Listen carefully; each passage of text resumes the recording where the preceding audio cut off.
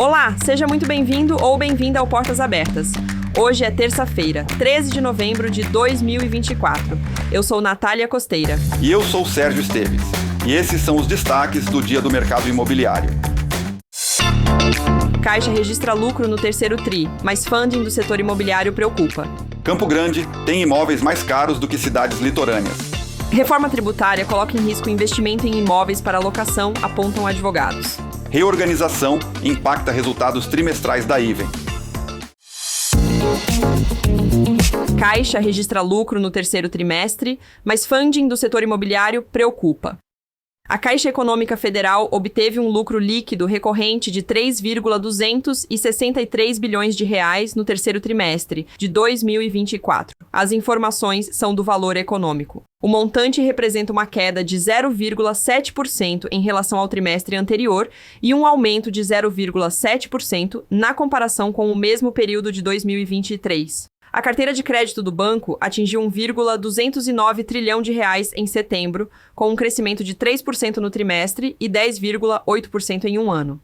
A carteira imobiliária, que compõe 67,1% do total de créditos da instituição, fechou o trimestre com 812,152 bilhões de reais, marcando crescimento de 3,6% no trimestre e 14,7% em 12 meses. Do total, 58,5% é financiado pelo FGTS e 41,5% pelo Sistema Brasileiro de Poupança e Empréstimo, o SBPE. Recentemente, a Caixa endureceu as condições para financiamento imobiliário diante do volume crescente de saques das cadernetas de poupança, origem dos recursos utilizados pela instituição para oferecer os empréstimos via SBPE. Segundo Carlos Vieira, presidente da Caixa, o orçamento para 2024 está equacionado, mas os desafios persistem para 2025 com as dificuldades de funding. A vice-presidente de Habitação, Inês Magalhães, já havia afirmado sobre a necessidade de um conjunto de ações para resolver o impasse, visto que não existe uma bala de prata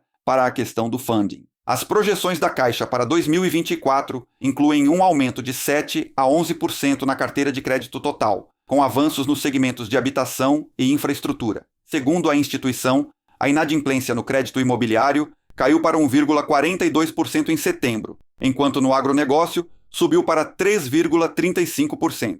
Em transações, o banco reportou um aumento de 52,4% no digital e uma redução de 7,9% nos atendimentos físicos, devido à modernização dos serviços e à expansão digital. A carteira de crédito comercial para a pessoa física da Caixa encerrou o trimestre com pouco mais de 133 bilhões de reais, alta de 0,6% sobre junho.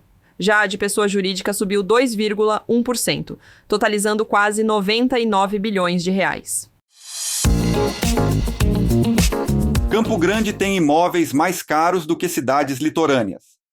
Na capital do Mato Grosso do Sul, os preços dos imóveis superam valores encontrados em algumas cidades litorâneas de outros estados brasileiros, apesar da valorização imobiliária modesta de 2,08% até outubro, é o que apontam os dados da FIPE, em matéria do Correio do Estado. Segundo o levantamento, um apartamento de 123 metros quadrados no bairro Monte Castelo, por exemplo, é vendido por 1,2 milhão de reais, enquanto um imóvel similar em Boa Viagem, no Recife, custa 1,1 milhão de reais. Bruno Flores, agente que atua na capital sul-mato-grossense, explica que Campo Grande está passando por um processo de verticalização, gerando grande procura por apartamentos, o que valoriza os imóveis. A cidade apresenta custo médio do metro quadrado de R$ 5.658, próximo ao de Natal, Rio Grande do Norte, que é de R$ 5.612. Bairros como Carandabosque, Vila Nascente e Jardim Veraneio ganham destaque, com lançamentos focados em qualidade de vida. Uma casa com 166 metros quadrados no Carandá, por exemplo, está anunciada por 1,320 milhão de reais, enquanto em Jurerê, badalada praia de Santa Catarina, um imóvel com 150 metros quadrados é comercializado por R$ 950 mil, uma diferença de 38,95%. Na região Prosa, o metro quadrado chega a R$ 10.764, superando até mesmo regiões nobres de Recife, com média de R$ 9.732 por metro quadrado. No ranking nacional de valorização, porém, Campo Grande ocupa a penúltima posição em relação ao crescimento do mercado imobiliário em 2023. Nos últimos 12 meses, o aumento foi de 4,28%, representando uma desaceleração em comparação com 2022, quando registrou 14,03% de valorização. A gente volta em 1 minuto com mais notícias. Você sabia que a Loft virou a chave? A Loft agora é mais que um portal. É a parceira que acelera o sucesso das imobiliárias. Imagina ter todas as soluções de tecnologia, comerciais e financeiras em um único lugar. Isso é a Loft Mais Negócio. É como ter uma caixa de ferramentas completa para acelerar ainda mais a sua imobiliária. As soluções da Loft Mais Negócio simplificam e aceleram as jornadas de compra, venda e aluguel de imóveis. Mais de 8 mil imobiliárias, presentes em mais de 800 cidades do Brasil, já confiam nas soluções da Loft Mais Negócio. Quer saber mais? Pare tudo agora e acesse loft.com.br/portas e descubra as soluções que vão transformar a sua imobiliária. Reforma tributária coloca em risco investimento em imóveis para locação, apontam advogados. O setor imobiliário teme impacto da reforma tributária sobre aluguéis residenciais. Com a substituição de PIS, COFINS, IPI, ICMS e ISS pelo Imposto sobre Bens e Serviços, o IBS e Contribuição sobre Bens e Serviços, o CBS, proprietários pessoas físicas podem ser surpreendidos e tributados além do imposto de renda, alertam especialistas. As informações são do Valor Econômico. O Secov de São Paulo afirma que entidades do setor estão em negociações para minimizar possíveis efeitos negativos.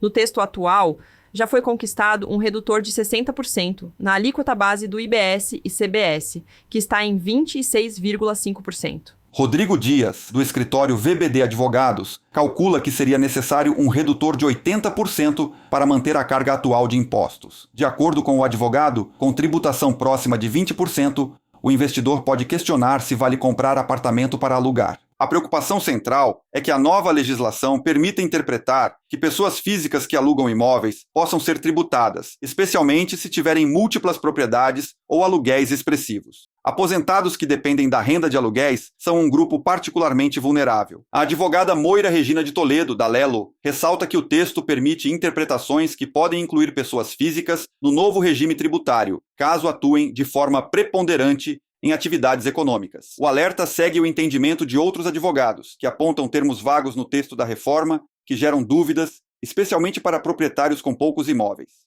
A carga fiscal sobre locações realizadas por empresas deve aumentar, já que essas já pagam ISS e ICMS. Martina Zajakoff, do Machado Meyer, explica que pequenas holdings familiares, usadas para planejamento sucessório, podem sofrer com mudanças no regime tributário. O relatório da Comissão de Assuntos Econômicos do Senado, apresentado por Isalci Lucas, propõe um redutor de alíquota de 80%, conforme busca o setor.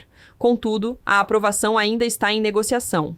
O debate segue, com ajustes necessários para evitar que a reforma tenha impactos adversos no mercado de locação. Fernanda Figliolo, do Machado Meyer, compara com cenários internacionais, lembrando que alguns países não tributam locações sob o regime de IVA, enquanto outros, como Portugal, prevêem essa tributação. Ela destaca que investidores em fundos imobiliários, o FIIs, não serão afetados, o que pode incentivar mudanças nas estratégias de investimento imobiliário. Reorganização impacta resultados trimestrais da Iven. A Iven Incorporadora reportou um prejuízo líquido de 109,9 milhões de reais no terceiro trimestre de 2024, atribuído a uma reorganização estratégica da empresa. Segundo Marcelo Desic, diretor financeiro e de relações com investidores, apesar do resultado negativo, a companhia continua saudável e lucrativa, focando em operações de alto padrão em São Paulo. O prejuízo decorre principalmente da venda das ações na incorporadora gaúcha Melnick, que gerou um impacto contábil negativo de 106 milhões de reais. Excluindo essa participação, a Iven obteve um lucro líquido de 164 milhões de reais nos primeiros 9 meses do ano, aumento de 21% em comparação ao mesmo período de 2023. A receita líquida acumulada atingiu 1,7 bilhão de reais, um crescimento de 38% em relação a 2023. Desic ressaltou a estratégia da Even em reduzir estoques, que resultou em vendas de 841 milhões de janeiro a setembro de 2024. Esse movimento gerou 212 milhões de reais em caixa, recursos que serão alocados na operação em São Paulo. O diretor financeiro afirmou ainda que a incorporadora planeja continuar com lançamentos de projetos de alto padrão nos próximos meses, embora decisões ainda estejam pendentes. Ao jornal Estadão, Desic declarou que a expectativa é lançar mais este ano, com bons produtos previstos para os próximos trimestres, sem especificar datas exatas para os novos lançamentos. Esse foi o Portas Abertas, seu resumo do que é notícia sobre o mercado imobiliário. Gostou desse episódio? Não esquece de deixar a sua avaliação e de seguir a gente no aplicativo do Spotify ou na sua plataforma de áudio preferida. Aproveita e se inscreve também na nossa newsletter e no nosso grupo no WhatsApp pelo loft.com.br/portasabertas. O link está disponível na descrição deste episódio. A edição de hoje tem roteiro de Marcela Guimarães, edição de Letícia Brito e produção da Pinball Content. Até amanhã. Até!